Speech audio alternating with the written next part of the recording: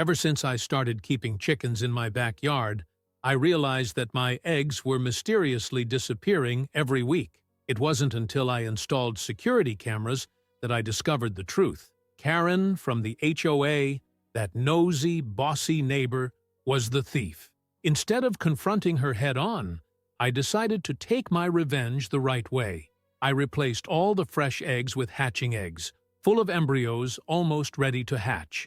At first, I thought it was the hen's own fault. Maybe they were laying them in some hidden corner. I spent a whole day rummaging through the henhouse, crawled under the paddock, almost got stuck in a pile of hay trying to find a secret nest. Nothing, not a single egg. Then my mind went elsewhere. Raccoons! Those little food thieves with nimble hands like street magicians. But the fence was intact. No footprints on the ground, no feathers out of place. And besides, they didn't come every week, always in the same quantity. The disappearance was regular, almost organized. That's when I started to get suspicious.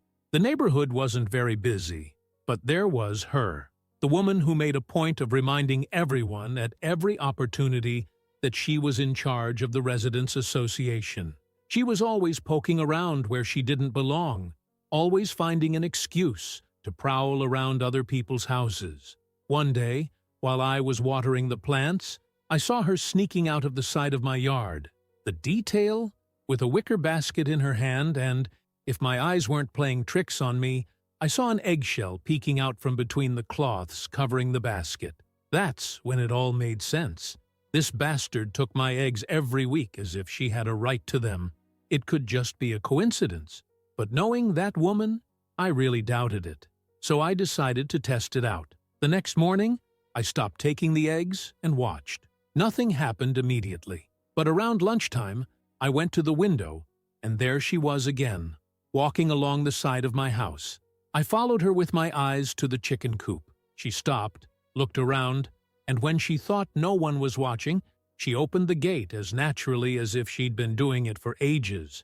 She reached into the nests, took the eggs and disappeared back down the side of the house, as if she had just picked fruit from her own yard. She was stealing my eggs, every week, without even blinking. I felt my blood boil. It wasn't even the eggs themselves. I had chickens. I'd have more the next day, but the audacity. She simply thought she had the right to come onto my land and take whatever she wanted. That's when the idea came to me. If this woman wanted eggs so badly, I was going to give her the best eggs of her life. Only this time, there would be a special little surprise inside, and I couldn't wait to see the look on her face when she found out. Now that I knew who was behind the disappearance of my eggs, I had to decide how to resolve the situation. I could simply set up a camera and confront her with evidence, but where was the fun in that? These types of people don't learn from a lecture, they only understand when they feel it.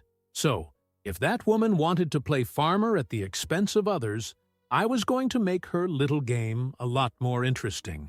The idea came to me while I was feeding the chickens. One of them, Gertrude, was in the corner of the henhouse, perched on a pile of straw, glaring at anyone who came near with a look of pure hatred. Ah, I knew that behavior. She was hatching eggs. If there's one thing that even those who have never raised chickens know, it's that hatching eggs aren't like the others.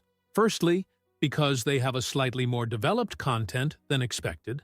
Secondly, because depending on how long they've been under the mother, they may contain a nice surprise inside.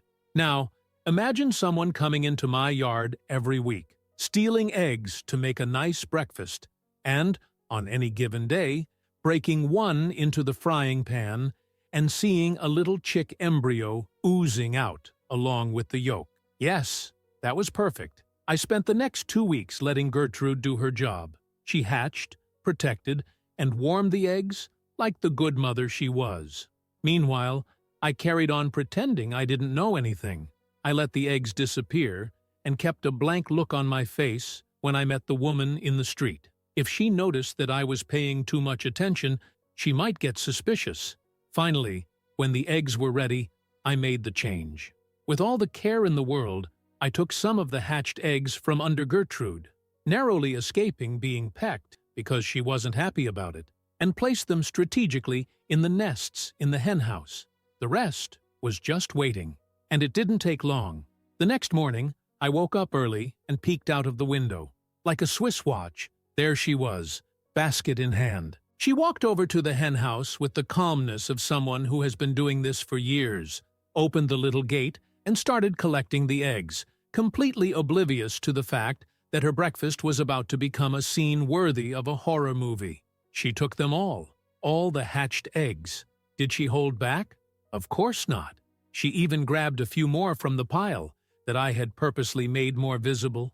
Apparently, greed spoke louder. I watched her walk away, disappearing down the path that led to her house. And then I waited. I know it may sound cruel, but the suspense was the best part. I knew exactly what was going to happen. There she was, thinking she was going to prepare a perfect meal with the fresh produce she'd stolen. Maybe she'd even give that annoying "nothing beats natural free-range eggs" speech, while feeling proud of her cunning in taking something without paying for it. But when the first egg broke, I wanted to be there to see the scene. And, oh, I didn't have to wait long. It didn't take more than 10 minutes. The scream was so loud that even the birds flew out of the trees. Soon after, I heard a string of swear words, mixed with something that sounded like choking in sheer horror. I could barely contain my laughter. She screamed again, this time almost hysterically. I thought about running over there to see for myself, but I held back. I didn't need to be there, just knowing that, at that very moment, her hand was probably smeared with a mixture of yolk, blood, and a small, half-formed embryo was enough to brighten my day. I took a discreet peek into the yard and, from a distance, saw the door of her house open violently. She ran out as if she were fleeing from a fire, her hands in the air as if to keep them away from her body. Her face contorted into an expression of pure disgust and despair. Now, let's imagine what happened inside her kitchen. The woman there, excited to prepare a beautiful omelet. She cracks the first egg, and that's it. A partially formed chick falls into the pan, along with the yellow goo and the egg white. Maybe it even moved a little. And the smell? Oh, the smell must have been wonderful. And, of course, because she was a glutton, she didn't just take one egg, she took several. In other words, the scene must have been repeated at least 2 or 3 times before she realized what was happening.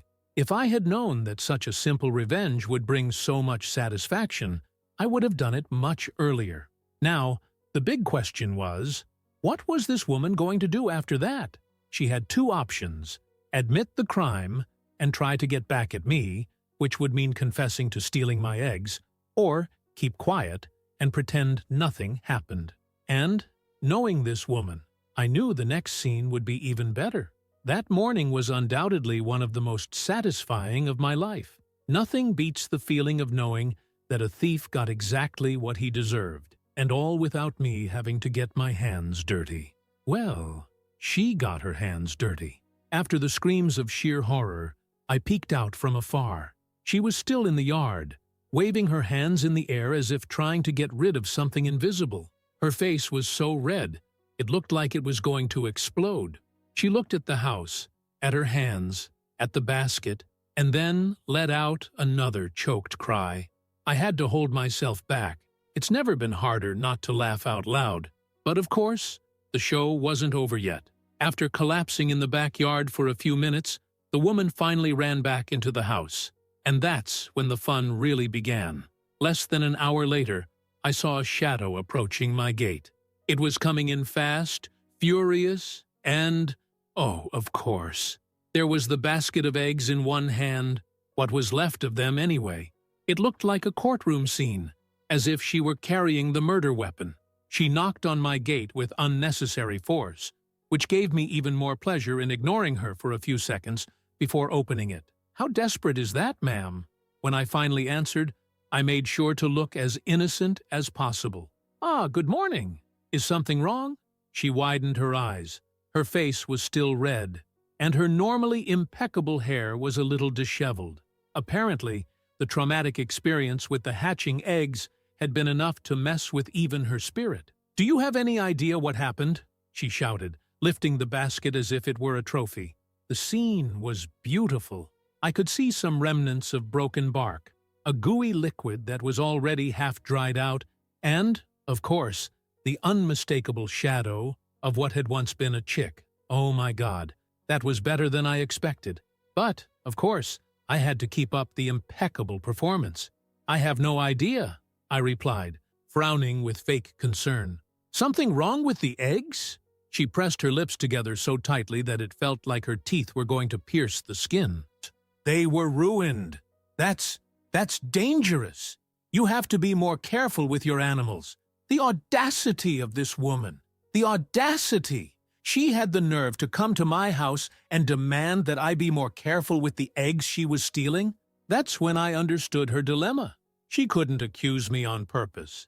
If she did, she would have to admit that she was stealing my eggs every week, so she was trying to pin the blame on me, as if I were a negligent farmer selling low-quality produce at the market. She wanted an excuse to blame me, without having to admit that she was a thief. I couldn't have planned it better. I crossed my arms, pretending to be confused. Ruined? Oh, no, I don't sell eggs. They're just for me. She blinked a few times, probably processing the fact that her excuse had already gone down the drain. "But you have chickens." "Yes," I shrugged, "but I would never let someone take eggs without telling them if they were spoiled." The emphasis was surgical. She stiffened her posture, holding the basket tighter. I was losing control of the situation. "So you knew?" I tilted my head. "Knew what?" The silence that followed was absolutely wonderful. She couldn't answer. If she said, "I knew the eggs were spoiled," she would have to explain how exactly she got her hands on them. If she said, "Did you know someone would take them?" she would be confessing to theft. She blinked a few more times, opening and closing her mouth like a fish out of water. Finally she snorted and turned to leave, but not without one last comment. That was very childish. Of course, stealing every week was normal, but taking creative revenge was childish. I rolled my eyes and went back into the house, satisfied. Well, at least now she'd learned her lesson, right? Right? Wrong. I should have known that a guy like that doesn't accept losing without trying to hit back. And the worst thing was that, since she couldn't just report me, "Hey, cop, that neighbor put in the hatching eggs on purpose so I wouldn't steal," she decided to do what people like that do best: find another way to be a disgrace in other people's lives. The next day, I received a notice from the Residents Association, a formal complaint about hygiene problems and bad smells coming from the chicken coop. What a surprise! Now the woman who broke into my property to steal eggs was concerned about the hygiene of the place. And it didn't stop there. Over the next few days, I received more ridiculous notifications. Claims that my chickens were making excessive noise, that my fence was out of keeping with the visual standards of the neighborhood, that there were health risks from contact with loose animals. She was desperate to find any excuse to harm me. Now, if she thought I was going to take that lying down, good. She was about to discover that I knew how to play this game better than she did. I knew this woman wasn't going to take defeat lying down. People like her never do. Her ego is too big, her sense of superiority too strong. So when complaints from the Residents Association about my chicken coop started to appear, I wasn't even surprised. In fact, I was expecting it. She couldn't directly accuse me of the hatching egg disaster without confessing that she was a thief, so her only way out was to try to screw me over in another way. But it turned out that, while she spent her life trying to find ways to be a disgrace in other people's lives, I had already thought about how to ensure that she didn't have the slightest chance of harming me. First of all, every one of her complaints was ridiculous. Excessive noise? My hens weren't roosters. They didn't crow at dawn, and I was sure that her hysterical screaming on the morning of the hatching eggs was infinitely louder than any sound my animals could make. Bad smell and health risks? Oh, please. My chicken coop was clean, well-bred, and I already had records of vaccinations and health checks for all the animals. The fence being out of line with the neighborhood? That was the best one. The fence was installed by a certified company, and was exactly within the standards required by the neighborhood ordinance.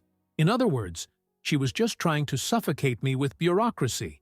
And, honestly, that just made me laugh. But I wasn't just going to laugh, I was going to give it back. And best of all, this time she gave me the guns herself. When I received the official notification from the association, I did what any rational person would do. I gathered documents, evidence, and prepared my response with all the calm in the world. But while I was doing that, I decided to do a little digging into my dear neighbor's life. And that's when I found something interesting. That same week, while taking a walk around the neighborhood, I made a point of passing in front of her house. And what did I see? A beautiful, showy garden, with a makeshift greenhouse at the back. A greenhouse not approved by the Residents Association. What a thing, right? Because, according to the rules of the very regulation she defended so much, any additional construction had to be duly registered and approved before being installed. And, as far as I knew, she had never done that. So, before responding to the association, I did something very simple. I sent an anonymous email to the HOA board with very well-taken photos of that beautiful clandestine greenhouse, asking if it was allowed, and I was delighted to receive their reply 2 days later. Apparently, our dear neighbor's greenhouse was a serious infraction, and since the woman herself made a point of reminding everyone about the community rules, the association wasted no time in taking action. I received an email shortly afterwards saying that my chickens were within the regulations and that there were no irregularities in my yard. Oh, and I also learned that someone had received an official notice about an unapproved structure and had a week to remove it or face a hefty fine. Now, I could have stopped there. I could have simply enjoyed the indirect revenge and got on with my life. But this woman bothered me too much. She stole my eggs, tried to harm me, and thought she'd get away with it. So I decided to push a little harder. And that part was the most fun. Knowing that she was already pressured by the HOA fine, I decided to add one last special touch. The same morning she received the notice to remove the greenhouse, I grabbed a basket of eggs, this time fresh, unfortunately, and went to her house with a friendly smile. She answered the door with the expression of someone who hadn't slept properly for days, probably because she was busy trying to find out who had turned her in. "Good morning," I said, holding out the basket. "Since you like my eggs so much, I thought you might like some. Fresh ones this time. If looks could kill, I would have fallen hard on the floor right there." She clenched her teeth, her eyes practically spitting fire. "Funny," she replied in a venomous voice. "Looks like someone's been poking around where they don't belong." I feigned surprise. "Oh, you think so too?" Because I was going to say exactly the same thing. Silence. Her face turned red again. This time, not from disgust, but from pure fury. And it was at that moment that I realized that I had already won. She knew there was absolutely nothing she could do about it. Because if she tried, I would simply raise the issue of egg theft and publicly humiliate her. And I could see in the look on her face that it was killing her inside. So I made sure to add that final touch. "Well, if you need any more eggs, just ask, okay? But next time," I tilted my head slightly, smiling. "Maybe you should pay for them, huh?" She slammed the door in my face, and I went home laughing. I've never heard of her messing with me since. Oh, and the greenhouse? It was removed on time. Because, after all, some people only learn when they feel their own poison dripping down their hands. And if you like this video, don't forget to leave a like and a comment.